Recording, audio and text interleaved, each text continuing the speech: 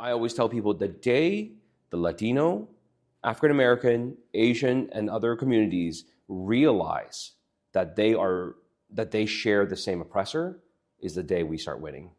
Because we are the majority in this country now. We have the ability to take over this country and to do what is needed. So that was a clip of top Democrat in the state of Texas, Gene Wu, saying the quiet part out loud, as saying that the goal for his political coalition is to unite all these different various minority groups against the same common oppressor in order to take over the United States of America once these people are in the majority in this nation. Now, of course, according to Gene Wu, they are already in the majority. White people already don't matter. That's the quiet part that he didn't quite mention, even though we all understand where he's going based on the context of this particular interview. But what's absolutely fascinating about these ridiculous and absurd comments is the fact that Gene Wu is in power in the state of Texas, largely due to the fact that his district, according to him, is loaded up with illegal aliens. Just your estimate.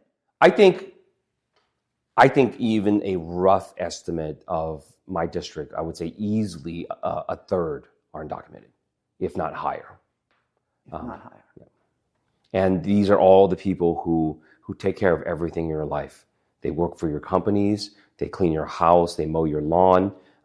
They take care of things that you don't even know that they take care of. Yeah, you heard that right. This Texas Democrat says that his district has about a third of its population in the country illegally, and they do all the important jobs, the most important jobs. In fact, we could not function without them. This country was built by the illegal aliens in his particular district, and it's absolutely fascinating that someone who gets his power from having people quite literally not eligible to vote for him bolster up the population of his area, thus making his district even possible, is coming out and saying it, or at least said it back in the day, that he wants to target white people because white people are the common oppressor. And this is what we're going to talk about today. But before we do, I want to thank everybody who supports this channel via actualjusticewarrior.com/join. Give me the money. Give me the money. Okay. So look, normally when I see a viral 30-second clip on social media, I spend time searching for the actual source, because what could happen is that if you widen out this 30-second clip in either direction, you could end up with something that, just basically disproves what was being said or what was clipped. It could be out of context or something of the sort. And I have found some misinformation related to this Gene Wu guy. And one of the bits of misinformation is this idea that he was born in China and thus is connected to the CCP, when in reality he is actually of Taiwanese origin, meaning that this guy became a communist on his own even after his family fled communism to Taiwan and then to the United States of America. So that's absolutely embarrassing. That's ridiculous in every possible way. But I also found out that he is among the same trending Democrats who like to swear randomly to sound more authentic. I don't care if you're a Democrat, I don't care if you're a Republican, or nothing at all. If you give about this country, then get off your. There's no time to say, like, I'll do it tomorrow, I'll do it the next day, and I'll do it the next week. It is now. Talk about the struggles that we have in the United States of America, and of course, he's for open borders, anti-ICE, and definitely 100% anti-white. Here in Texas, where, you're in a district where majority Latino. Right. Can you talk about the relationship between the Latino community and the Asian community here? Certainly the Asian immigrant community and the Latino immigrant community. And I think you've hit exactly the right point. It's not just Latinos. It's not just Asians. It's not just African Americans. It's everybody. It's everybody. Right? Yes. Our country and the forces that be, the powers that be, have spent tremendous time, effort, and money to make sure that those groups are never united, that they always see each other as enemies and as competitors, without ever realizing that they share one thing in common, that their oppressors all are the same. So look, even though these comments are obviously incredibly hateful, they're obviously anti-white, I can't get over the fact that this interview is being conducted by one of the most effeminate men I've ever seen do an interview in my entire life. And a perfect example of that is while he's saying, look, it's not just Asian Americans, it's not just Latinos, it's not just African Americans, it's everybody. And then you have the effeminate interviewer say, it's everybody. It's everybody. Oh my God, you're speaking so much. You're preaching to the choir, buddy. Why did you whisper it in that way? It makes me incredibly uncomfortable. I do not like it. In fact, I can deal with this guy basically pushing forward for some kind of race war where they fight against the white oppressors, which is the implication of this, without you effeminately cheering it on, being like, it's everybody. We all gotta unite and all this other ridiculous stuff. But again, let us hear this full context to determine whether or not he actually is, in fact, talking about white people. Spoiler alert, he absolutely is. As enemies Yes. and as competitors, without ever realizing that they share one thing in common, that their oppressors all are the same, right? The oppression comes from one place. And I always tell people the day the Latino, African American, Asian, and other communities realize that they share the same oppressor is the day we start winning, because we are the majority in this country now. We have the ability to take over this country and to do what is needed for everyone and to make things fair. But the problem is our communities are divided. They're completely divided. And I talk about this all the time. So one of the things that I often point out on this channel is that everything we hear related to anti-Semitism or anti-Semitic tropes is exactly the playbook of the Democratic Party when it comes to white people. This guy is describing a core group of oppressors that are all working together in order to create division amongst these various communities. Any conflicts they have between one another are manufactured by the people in charge, the oppressors that are looking only to maintain their own power, and it's absolutely disgusting and terrible how bad these oppressors are. You guys know who they are, the majority that is soon not becoming the majority that I'm not going to name throughout this whole particular segment. However, you guys all know where this is going. But the thing is, there's no incentive at all whatsoever for random white people who, by the way, passed the 1965 immigration law that allowed all these different people who are non-white and not the traditional people that immigrate to the United States of America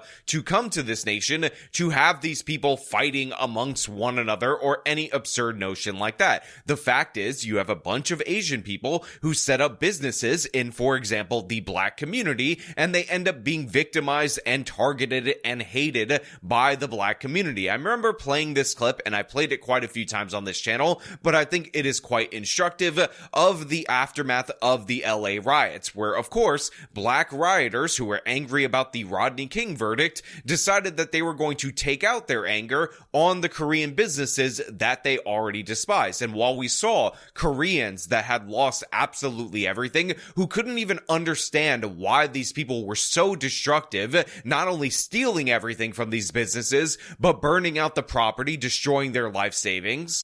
Why are we the victims? I mean, my friends are good Christians. I mean, we've been through so much, and to go through this, I mean, everything 22 years down the drain. Many Koreans who yesterday were the shopkeepers of South Central Los Angeles today have lost the businesses they took years to create. What can I say? I don't have any word to say. This looks a comeback, John. George Huang woke this morning to find his mini mall burnt to the ground. A loss of $1.5 million and a lifetime of dreams and effort. I don't mind that. Whatever they need to take it out. But why they burn out the property? That's my question.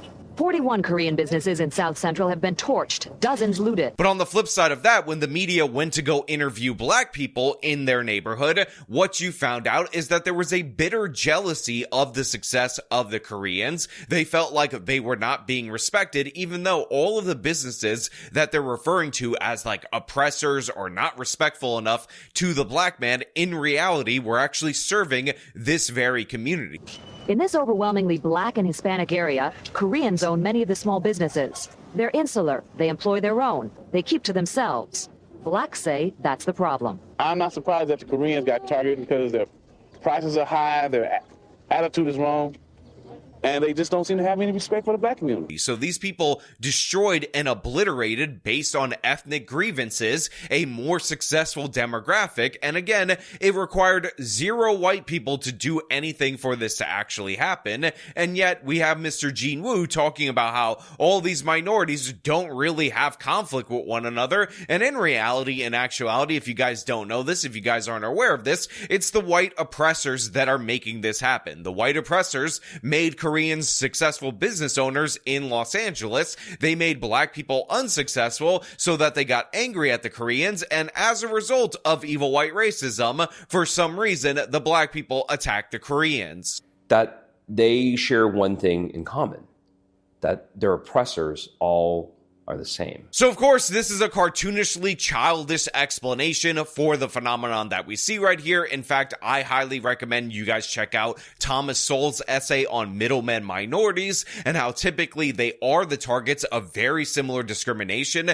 not just in the United States, but the world over, and how what's happened to the Koreans is actually not unique to the United States of America. It has nothing to do with the oppressive, evil white racists. It has a lot to do, however, with the way that unsuccessful groups tend to respond to successful middlemen minorities that happen to be in the positions that the Koreans were in Los Angeles back in the 90s, and very many other groups have been in, including blacks from the Caribbean in black neighborhoods in the United States of America, but also Armenians in Turkey, Chinese people in Southeast Asia, places that are not China, like Malaysia, and all these different instances of middlemen minorities being more successful than the surrounding majority group and facing the same exact problems that Asians face in the United States of America, especially from the black community. But guess what? Gene Wu wants all the Asians to know that you owe black people absolutely everything. Is that, like, for Asian Americans and for African Americans,